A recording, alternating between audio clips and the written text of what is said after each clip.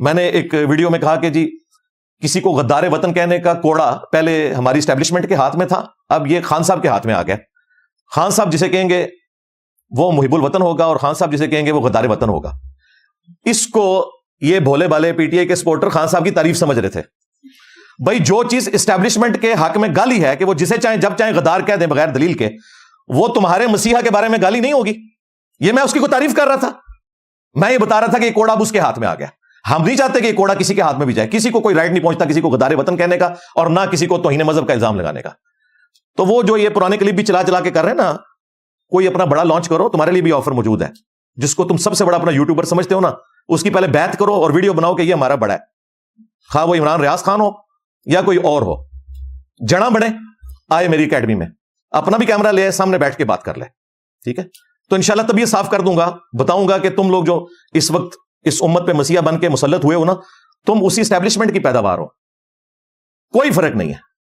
لیکن چونکہ میں نے اس کو بار بار ٹاپک اس لیے نہیں بنانا ہوتا کہ ہمارا یہ سیاسی پلیٹ فارم نہیں، مجبوری اس لیے بن جاتی ہے کہ ہمارے اسٹوڈنٹس اکثر چونکہ ینگ جنریشن ہے اور وہ ان لوگوں کے ہاتھوں گمراہ ہو جاتی ہے، پولیٹیشینز کے ہاتھوں.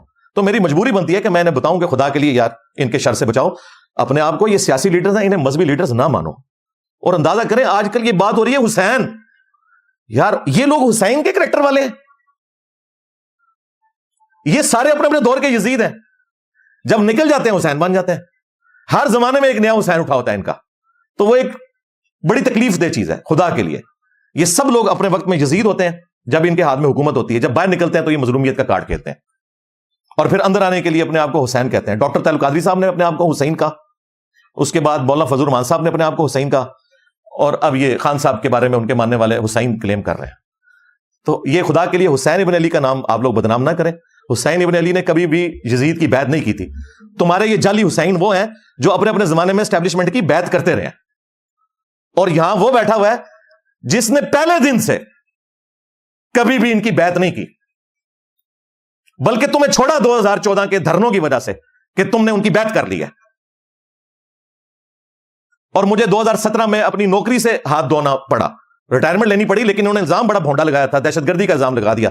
میں نے کورٹ میں مقدمہ کیا، اور یہی عطر من اللہ جو آج اتنا نظریاتی بنا ہوا ہے نا، یہ اس وقت فیض حمید کا بغل بچہ تھا. اس وقت یہ لوگ یزید تھے. اس وقت حسین اگر کوئی تھا نا تو جسٹس شوکت صدیقی صاحب تھے. آج یہ 6 جج لکھ رہے ہیں کہ جی جسٹس صاحب نے جو الزامات لگائے تھے وہ بالکل درست ہے. تو انو اتنے سال بعد پتا لگا درست ہے، اس ٹائم تو تسی یزید سو. ان کو کوئی حق نہیں پہنچتا حسین اور یزید کی بات کرنے کا، سب یزیدی ہیں یہ. تو یہ ہے دلیری، اللہ کا شکر ہے. اور پھر مجھے باتیں کرتے ہیں کہ جی یہ جو ہے وہ پیسے پکڑ لیتا ہے. اور خدا کے لیے گھڑیاں تم لوگوں نے لی تحفے میں، بیچی تم لوگوں نے.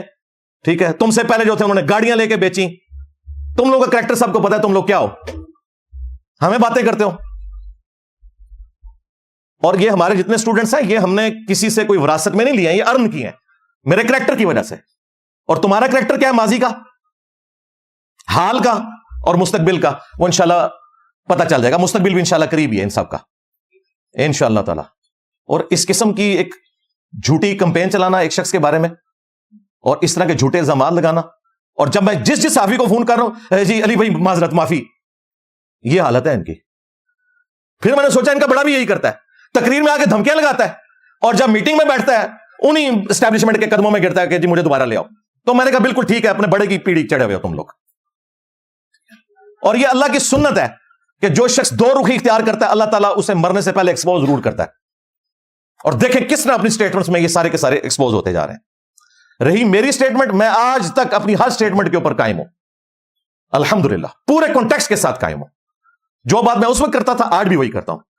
ہاں مستقبل میں بھی جس کے اوپر توہین مذہب کا الزام لگے گا، اور یار قادیانی جن کو میں کافر سمجھتا ہوں نا، ان کی پرسیکیوشن جب ہوتی ہے نا تو میں ان کے حق میں کھڑا ہوتا ہوں. اس کا یہ مطلب نہیں ہوتا کہ میں قادیانیوں کے عقیدے کے ساتھ ایگری کرتا ہوں. خان صاحب کے اوپر توہین مذہب کا الزام لگایا مولویوں نے، میں کھڑا ہوتا رہا. اس کا یہ مطلب نہیں کہ میں اس کی سیاست سے ایگری کرتا ہوں. فوج کے خلاف کمپین چلی باہر کے ملکوں میں اور ہمارے نوجوانوں کو ورگلایا گیا ایز اے ادارہ فوج کے خلاف.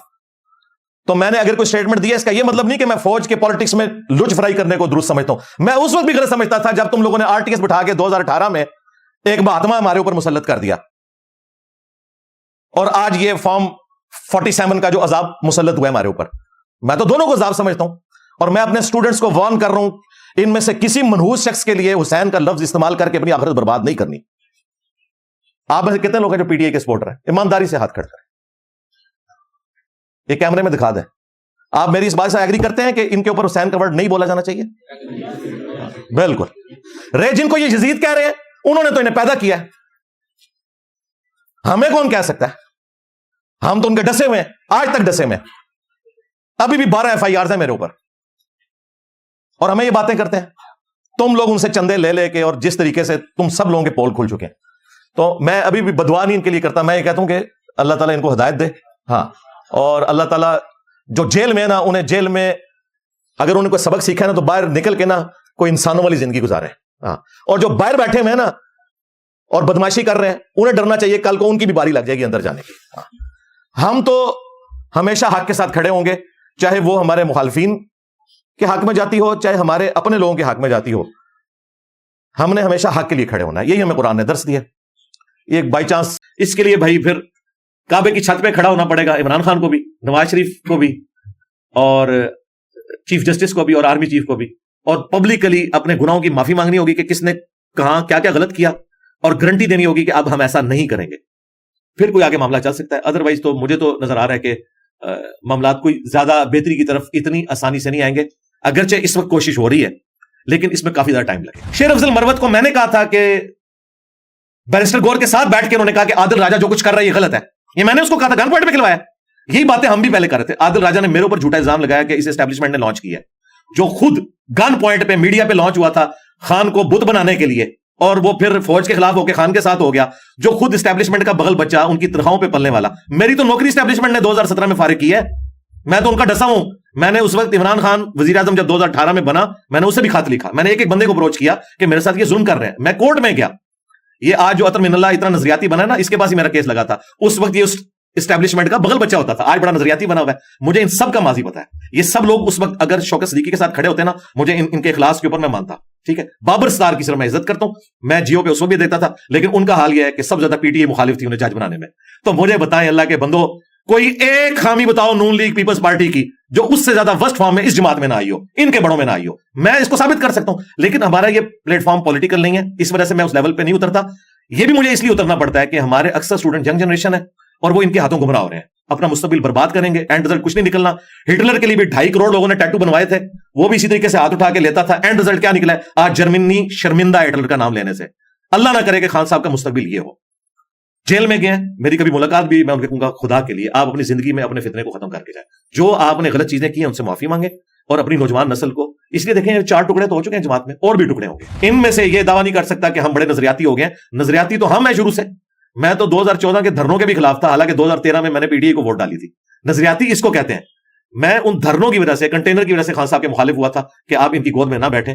ہم سمجھتے تھے خان صاحب ایک نظریاتی لیڈر ہے, لیکن وہ گود میں بیٹھے اور آج وہ اندر ہے. اور میں پریڈکٹ کروں, خدا نہ خواستہ ایسا ہو, مجھے نہیں لگتا کہ اب وہ اس اعتبار سے کوئی پولیٹیکل قد کاٹ حاصل کر سکیں گے باہر نکل کے.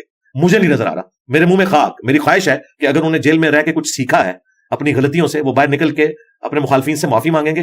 نیلسن منڈیلا کی بات کرتے ہیں تو اس نے 27 سال بعد سب کو معاف کیا تھا, لیکن نیلسن منڈیلا کی جو فیاضی تھی یا معاف کرنے کی روش, اس کا 1% بھی پاکستان میں نہ عمران خان کو نصیب ہے, نہ نواز شریف کو نصیب ہے, نہ زرداری صاحب کو. یہ صرف نام لے سکتے ہیں. حقیقتاً یہ بہت بغض پالے ہوئے ہوتے ہیں اپنے دلوں کے اندر ایک دوسرے کے بارے میں.